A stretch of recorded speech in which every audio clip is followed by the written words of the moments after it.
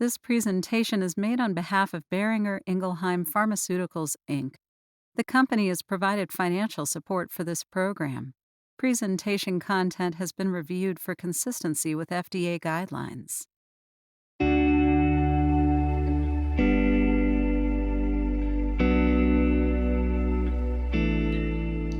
Hi, my name is Elizabeth Volkman, and I'm an adult rheumatologist at the University of California, Los Angeles, where I care for patients who have systemic sclerosis. I'm very fortunate today to introduce a patient with scleroderma named Brittany, and she has graciously offered to share her journey with scleroderma with all of you today. Brittany, it's so nice of you to join us today. Thank you for having me, Dr. Volkman. I am happy to be here. My name is Brittany, and I am 29 years old. I grew up in Southern California. I am a nanny, and I was diagnosed with diffuse systemic scleroderma with interstitial lung disease. So, Brittany, I'm just curious, what were the first symptoms that you experienced that prompted you to go to a doctor in the first place? My first symptom was the Raynaud's. So my fingers were going the blue, the white, the red, going tingling when it was cold. So it was my hands and my feet. And so that was first, and that was about a year before anything else happened. I had no underlying conditions at that time and no other kind of like symptoms. So they just said that it was the Raynaud's, told me to keep my extremities warm, and kind of sent me on my way. And then about a year later, within 6 months, all these different symptoms arose. So I had the severe heartburn no matter what I ate. I had a constant dry cough that was just dismissed as allergies or working with children. My joints were really, really sore. I lost a significant amount of weight, but nothing. Oh, and dry eye, dry mouth. That was a really big one, and one that was hard to deal with, but none of the dots connected. Nothing seemed like they went together. And so it wasn't until all the different symptoms kept happening that it was like, okay, there's something going on.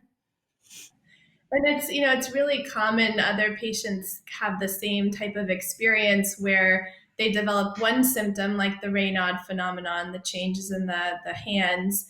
And this is something that can happen in people even without scleroderma. So usually doctors don't often worry too much about it. But then, like you said, then you developed a second symptom and a third symptom. And sometimes it's not until the fourth or fifth symptom that it becomes clear what is going on. But I imagine it was really stressful for you. It was. Yeah. Yeah.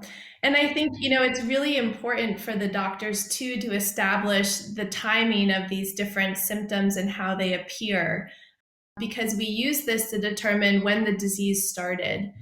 And the reason it's important to know when the disease started is because certain manifestations happen at different time points. So you said that you experienced a dry cough pretty early on, right? Correct. Yes. Yeah. And this could be a sign of something like interstitial lung disease, which again usually happens early in the course of the disease. So I'm just curious, when you saw your primary care doctor, what did they say to you? So I had actually gone to my just college school doctor. I was on campus. And so she ran some blood work and she listened to all my symptoms and she said, I'm going to refer you to a rheumatologist. I really think that this might be lupus. And then, so she gave me the referral letter. And as I'm leaving her office, she says to me, oh my gosh, I really hope it's not this one disease where like saran wraps your whole body. And that was it. She didn't say a name, she didn't anything, but she knew that I needed to be referred to a rheumatologist. And so she did. And I had an appointment in May of 2012 for that.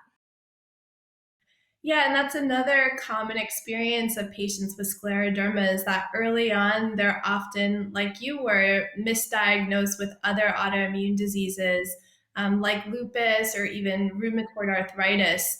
And these diseases are a little bit more common. So I think that's why it happens, because people usually aren't really on the lookout for scleroderma.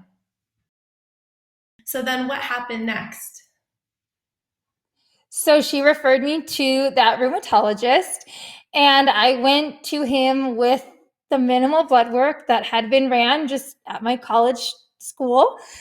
And he listened to my lungs, he felt my skin.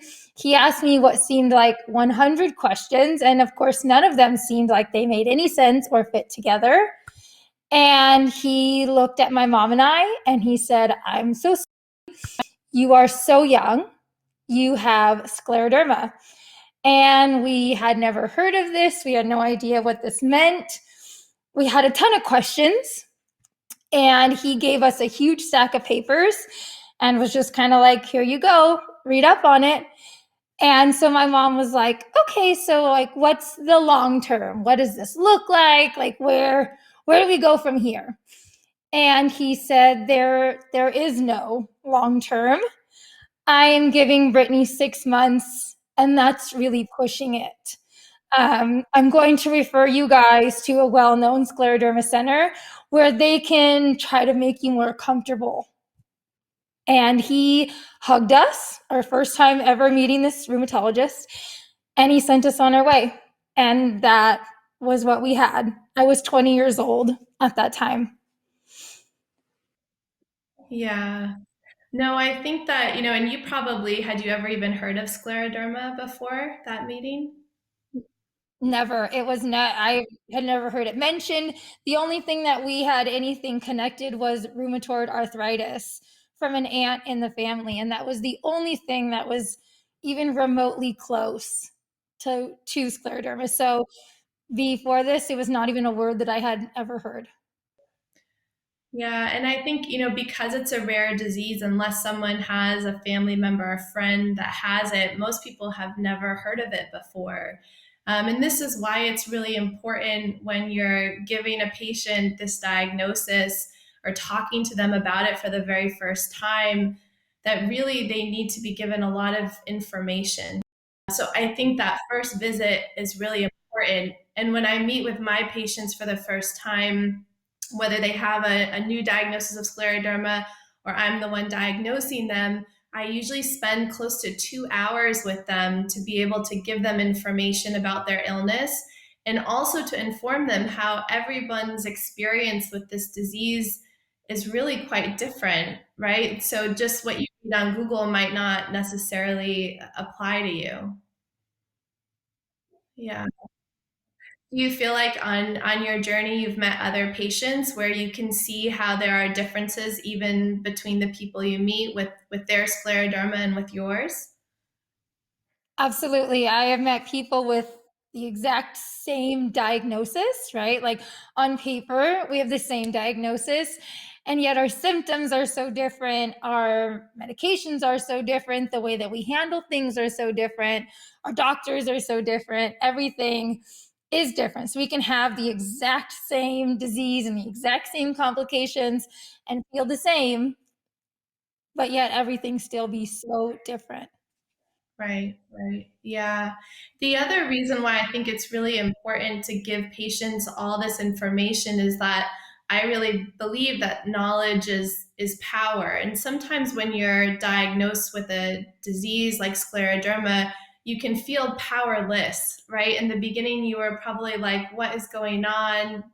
Everything is out of my control. Is that kind of how you felt?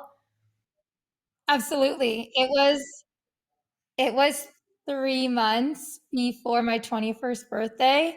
So, yes, it felt like my world was crashing down. I not like I was gonna be 21 and I was in college and I loved my job. I was a preschool teacher and I was just having such a fun time, and it was such a prime time in my life.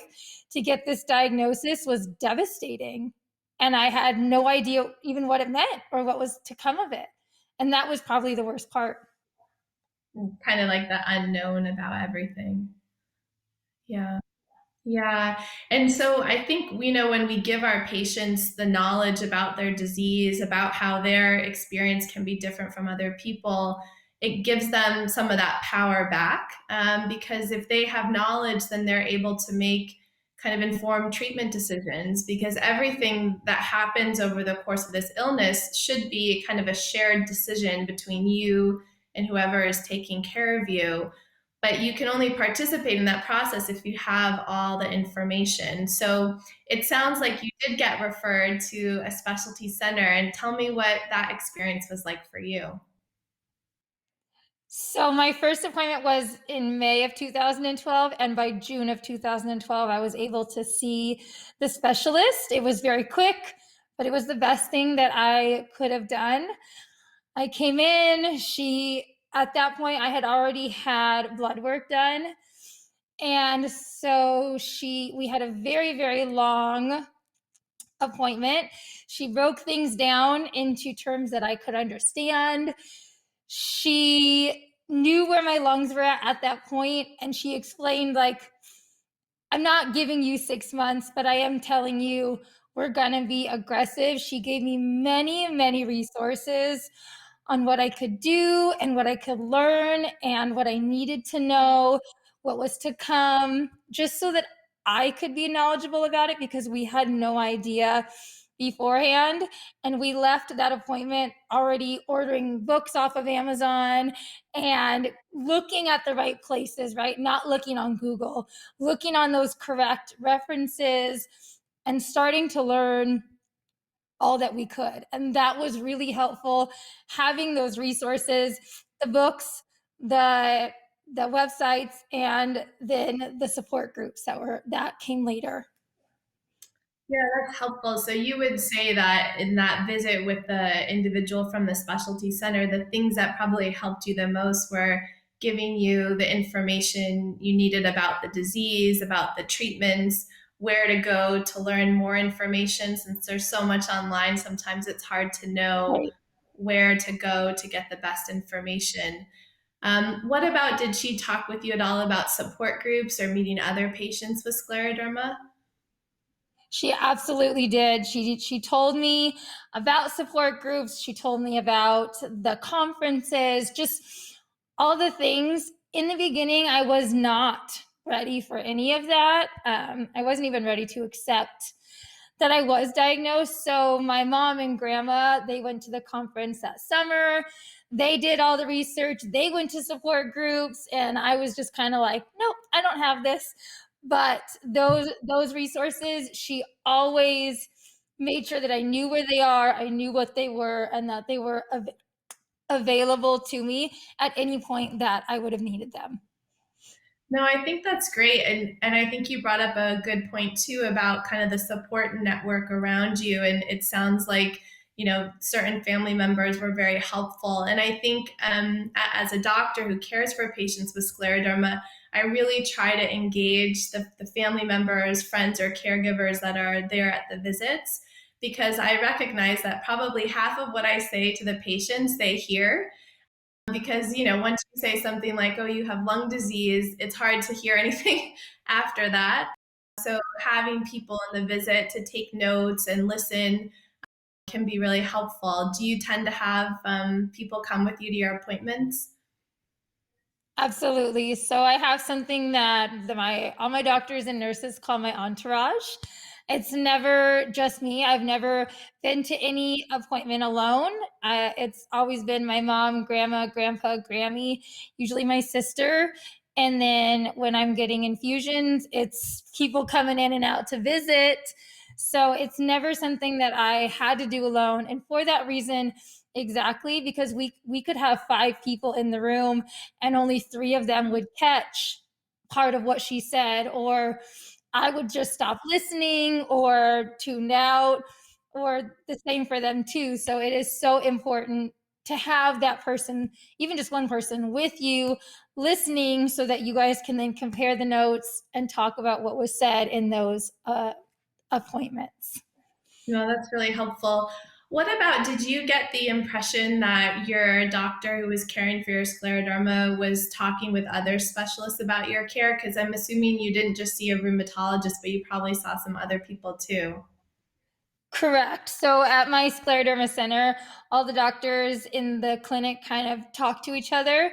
So I did see my rheumatologist, scleroderma specialist, but then I also had a pulmonologist and a GI doctor, and all of them communicated. I then also did go up to Seattle to get a second opinion, and it wasn't because we didn't trust my doctor.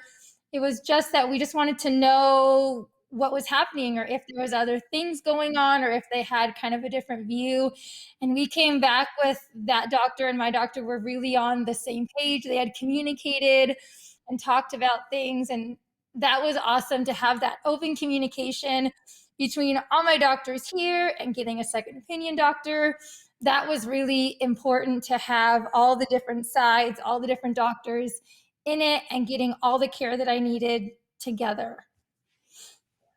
No, I think it's really important, especially because scleroderma is a condition that affects multiple organ systems. So, your lung doctor may want to start you on one treatment, and maybe it has some side effects that affect the GI tract. So, you want to make sure the GI doctor is involved and that they're talking together. I also agree with you that it's so important for doctors to speak to each other that are caring for the same patient.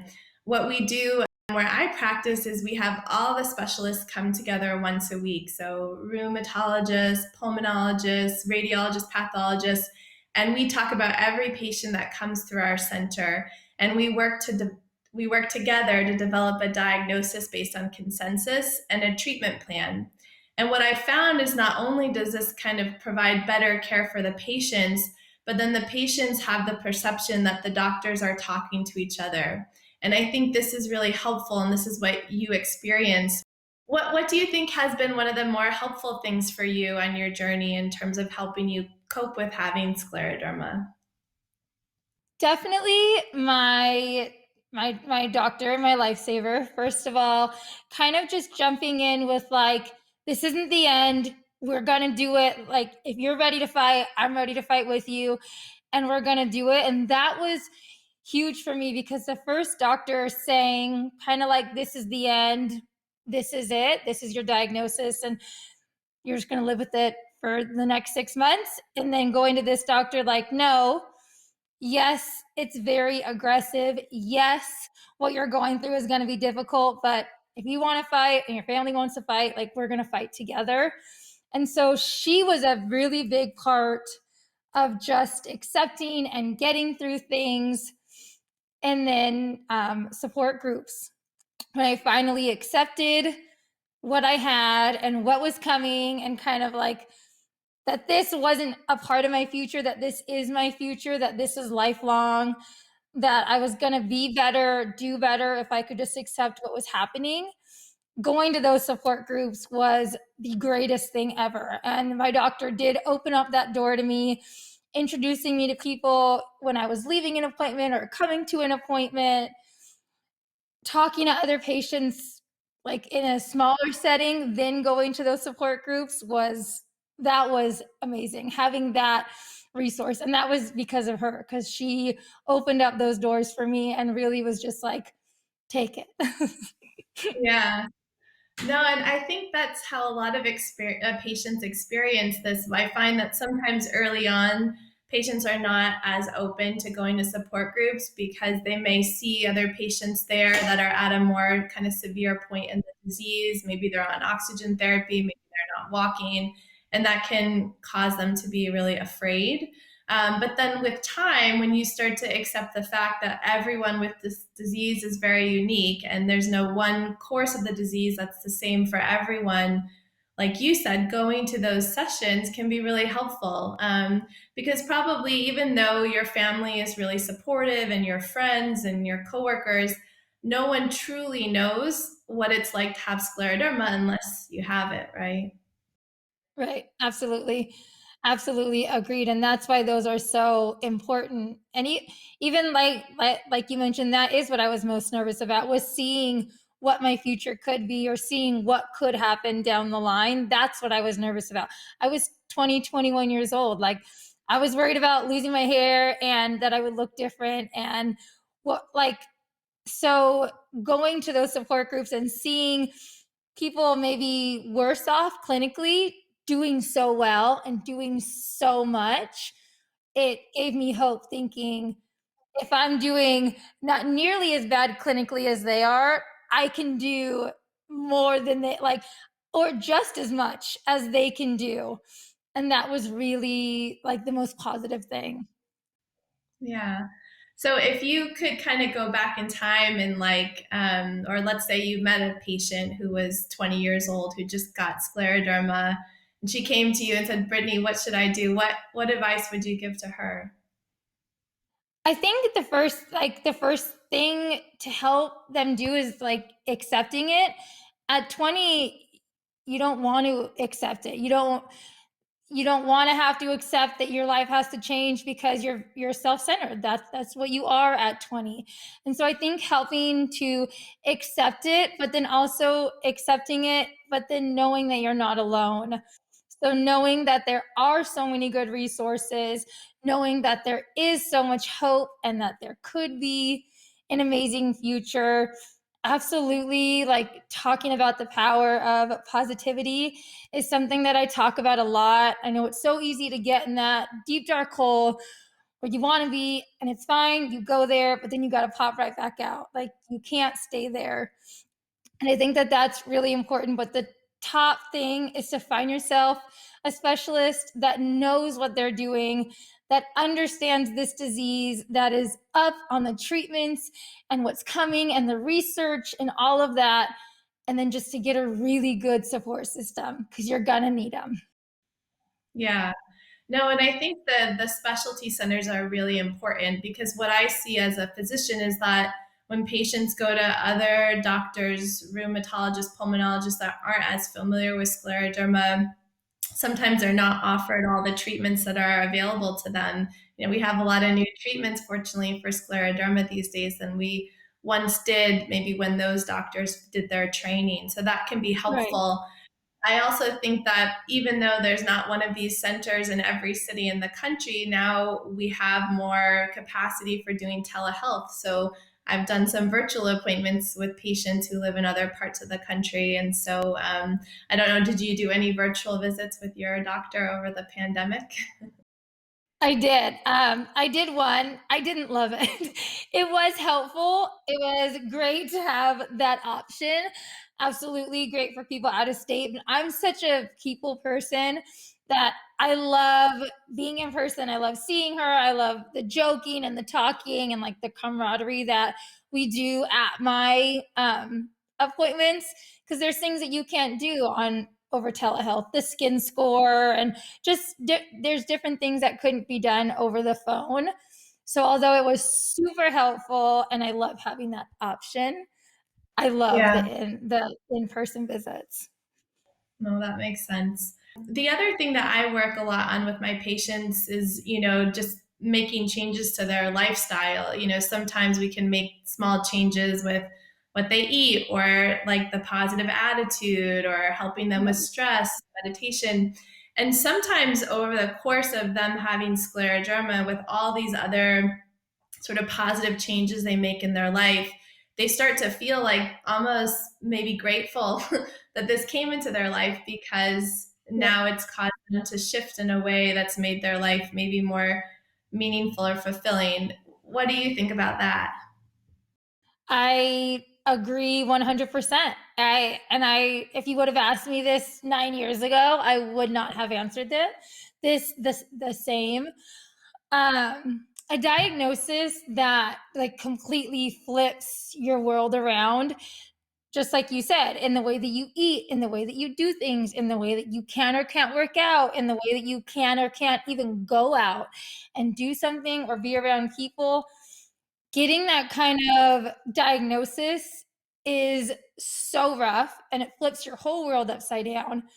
But I came out on the other side a completely different person that I probably would not have been had this not happened to me. I came out so much more positive, but just like really wanting to like live life and like whatever I can do, I'm gonna do it. Like nothing's gonna stop me. This isn't gonna stop me. And I'm not sure that I would have had that attitude without this. So it absolutely gave me a completely different outlook on life. And although all the symptoms that come with it are difficult and the medications and the disease in itself is so difficult, I can say that I am thankful for the changes that it's brought, the people that it's brought, and just the life changes that it has made. I'm thankful for in a very weird way. No, and I'm so grateful that you're willing to share this experience with others, because I just think a new patient who just gets the diagnosis, if they're able to hear you speak about your experience, it will probably give them much more hope than I could ever give them, because they're hearing it firsthand from you. So I want to thank you for sharing your journey with all of us. And what about for like your family members or of patients? Do you have any thoughts for them about ways in which they could help their loved ones who have scleroderma? Like what's been helpful to you? Definitely the whole family reading up on things, right? Like we all read the same books and we all looked at the same resources.